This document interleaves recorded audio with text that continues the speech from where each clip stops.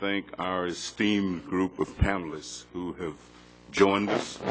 Particularly, do I think of two gentlemen that I've worked with for a number of years, a former member of this body, former chairman of this caucus, actually, the Honorable Fumi, and of course my good friend from Chicago, although he has moved to a lot of other different places, but I think he still calls Chicago home, and that's Dr. Michael Eric Dyson, who is also with us, and I think Mr. Johns, who has a tremendous responsibility of guiding an initiative that deals with education and African American historical institutions.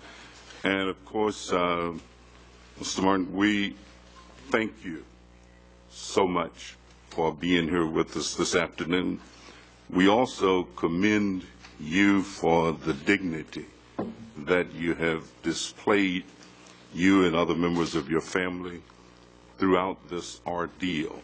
And you are a guiding principle for many of us and for many people in America who love their country, but they also love justice, who love their country, but they also want equal protection under the law. And so with that, Madam Co-Chair, please go right ahead.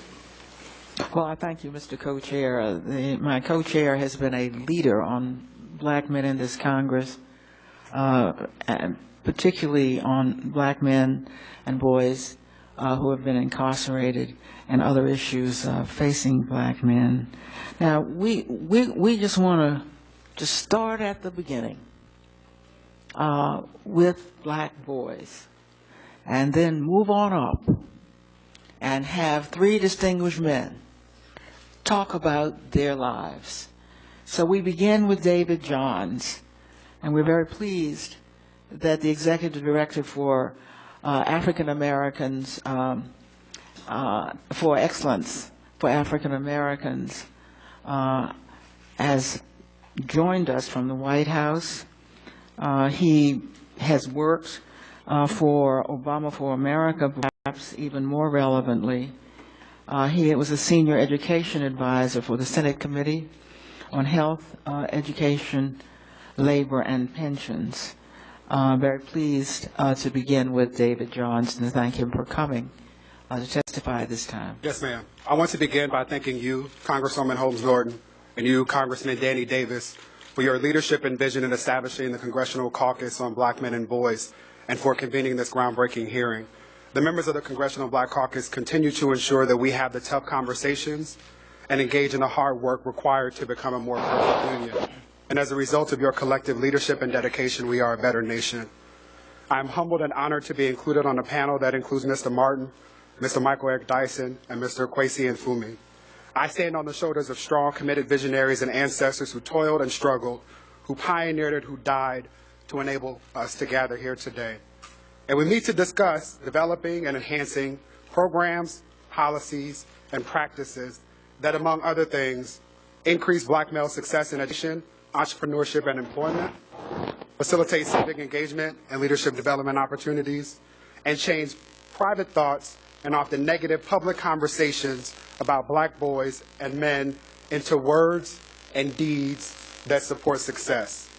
As a former Congressional Black Caucus Fellow who had the privilege of beginning my Capitol Hill career working for Congressman Charles B. Rangel, thank you, and now serving as the Executive Director of the White House Initiative on Educational Excellence for African Americans, I have the responsibility and opportunity to ensure that the administration is a thoughtful partner in supporting African American learning and development. The work of the initiative has never been more important as we consider opportunities like this one, to ensure that we no longer avoid tough conversations about investing in our children and protecting them, particularly our most vulnerable, often the most neglected. And while my remarks here today will focus on early education, the initiative's mandate to close the achievement gap for all African American children requires full attention to the education continuum, beginning in the earliest years through adulthood. Neither zip code nor skin tone should predetermine the quality of a child's opportunities. However, studies show what conventional wisdom suggests, that children from low-income families and black boys in particular, are least likely to have access to high-quality early education. They are least likely to enter elementary school prepared for success. Consider that by third grade, children from low-income families who are not reading at grade level are 6 times less likely to graduate from high school than those who are proficient in reading.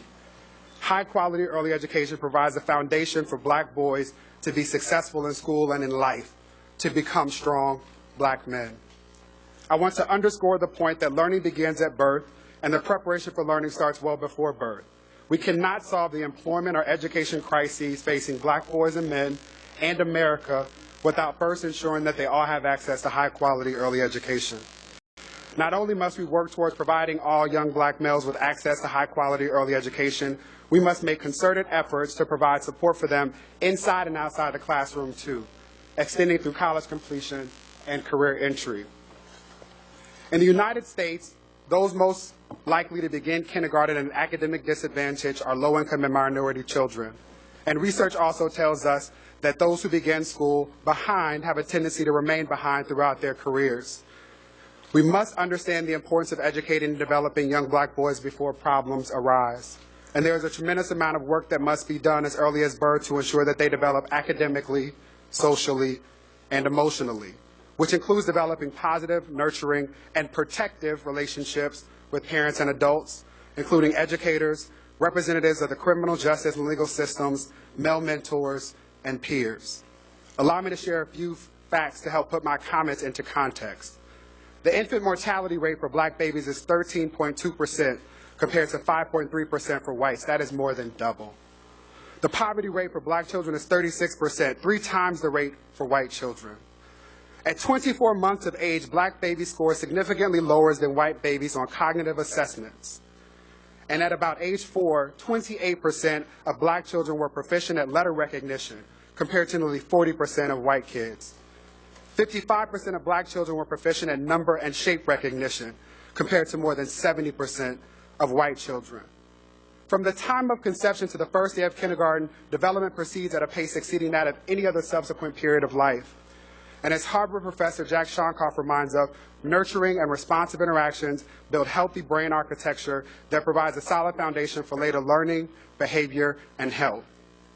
Simply stated, access to high-quality early education for African-American boys especially can be the difference between a pathway that leads to the White House and one that leads to the jailhouse.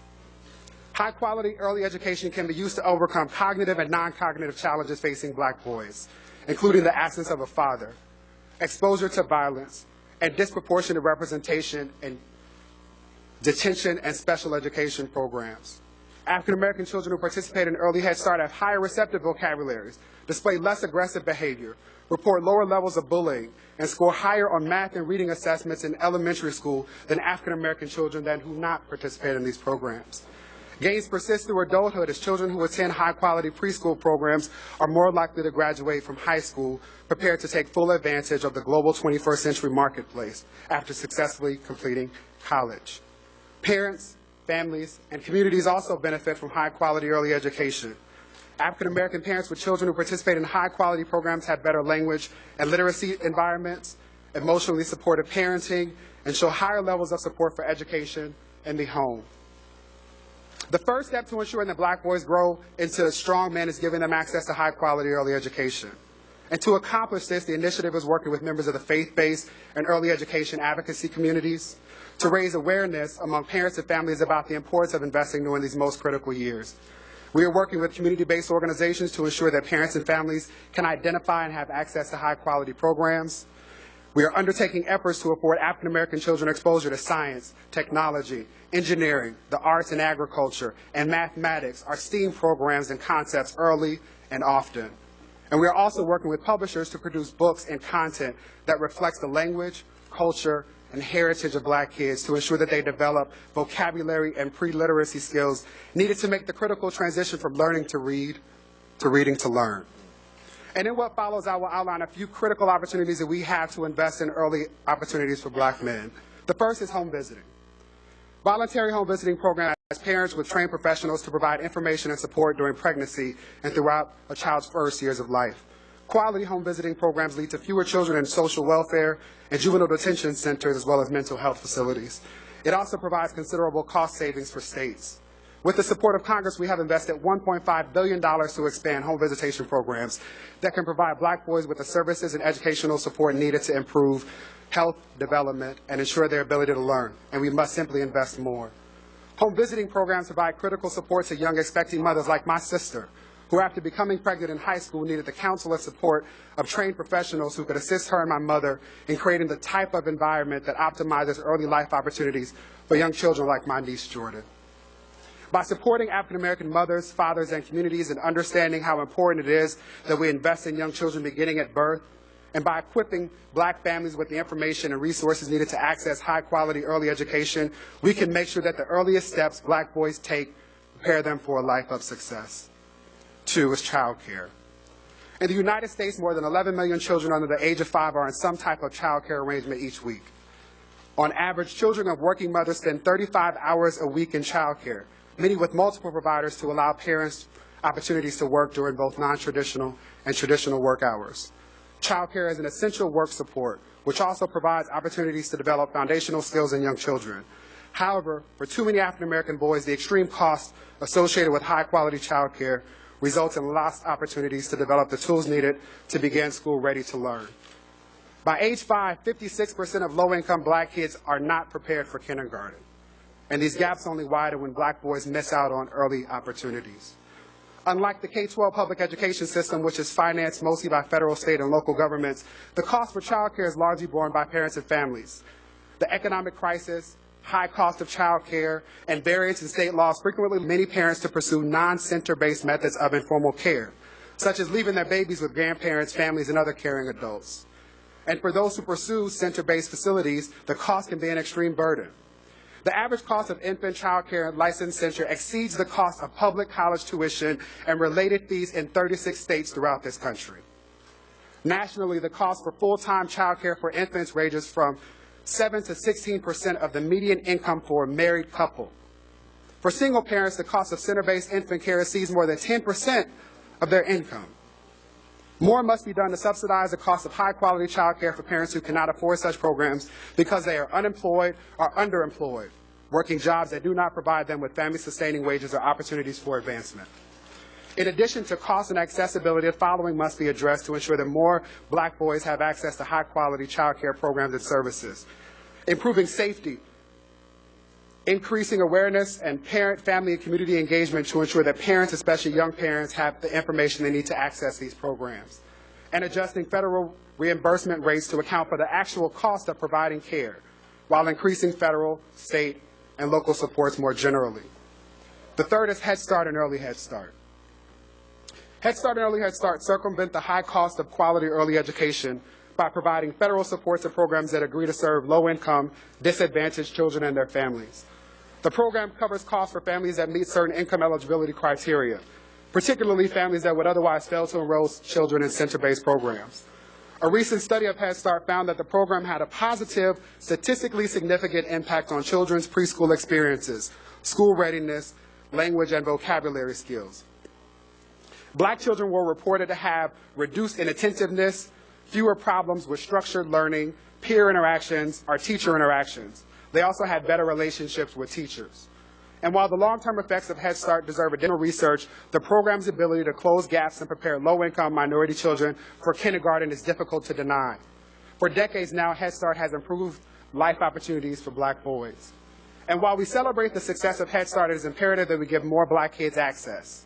In 2012, Head Start served less than 40% of eligible children, roughly 300,000 black kids. Early Head Start currently serves fewer than 4% of all eligible infants and toddlers. Mr. Johns, are you nearing the end of your testimony? Yes, ma'am. Much more needs to be done to increase investment in this area. And while I have summarized some of the challenges facing black boys during the earliest years of life, I want to ensure that our conversations are focused on solutions, on underscoring the opportunities we have to make investments that result in success for black men and boys. In the coming months, the initiative will continue to facilitate critical conversations in the following areas. 1, raising awareness of and increasing opportunities to access programs that enhance education, employment, and entrepreneurship for black men and boys. We need to increase the number of black educators, discuss the impact that socio-cultural factors like trauma and toxic stress have on learning and development, and strengthen the relationships that parents and mentors have with students in schools to improve achievement and support development. 2, we will ensure that all caring adults are engaged in supporting Black male success, whether volunteering to host activities to provide Black boys with an opportunity to develop academic or social skills, or leveraging technology to ensure that Black kids have access to civic engagement and leadership development opportunities. And finally, we will take on the essential task of changing the way that we talk about Black boys in public and in private, as we have modeled here today. We must ensure that what we say and how we demonstrate our support for Black men and boys is aligned with ensuring that they are and that they feel valued, supported, and protected. And while we must be careful not to generalize and suggest that all Black boys are in crisis, all Black men can benefit from knowing that they are loved, valued, supported, and protected, especially at home and in their communities. And to do this, we must ensure that we are doing all we can to develop their skills, to create protective, safe environments. And this requires correcting myths that give life to fallacies that Black boys cannot achieve at extremely high levels in spite of generations of brothers who have done exactly that. We must dispel myths like there are more Black men in prison than in college. You see, when I worked as a classroom teacher, some of my colleagues used that myth to convince themselves that they didn't have to do the tough work of investing in young Black boys because we all end up dead or in jail. Changing the narrative around Black boys requires telling more stories about everyday examples of achievement and success, of resilience and grit. It should not be the case that we celebrate single events like Tim King sending an entire class of Black boys to college, not only because the work that educators at Urban Prep accomplish is tremendous, but also because there are countless schools who have figured out how to nurture and support Black boys. We should tell stories each and every day about the many ways that Black boys are excelling and innovating, giving support to their families, their schools, and their communities. We must talk about opportunities to optimize these chances for Black men of all ages to support each other and to support boys younger than they are. And we have to continue to have conversations in public and in private about opportunities and obligations we have as a nation to be inspired by the grace of the Trayvon Martin family. We have to talk about it. And we have to support programs and people in our community who are doing the work of saving our sons, beginning early. Beyond simply talking about it, we must ensure that we move past the rhetoric to ensure that these gains are made. And as we do this work, it's also important that we not neglect our daughters in the process, because our Black girls and women need our care, love, and support too. These are but a few of the ways in which the White House Initiative on Educational Excellence is engaging in this work. I look forward to identifying ways that we can work further to support Black men and boys throughout this country for generations to come. Our boys need us to do this work, and the collective economic, social, and national security of our great nation requires it. Thank you. Thank you very much, Mr. Johns.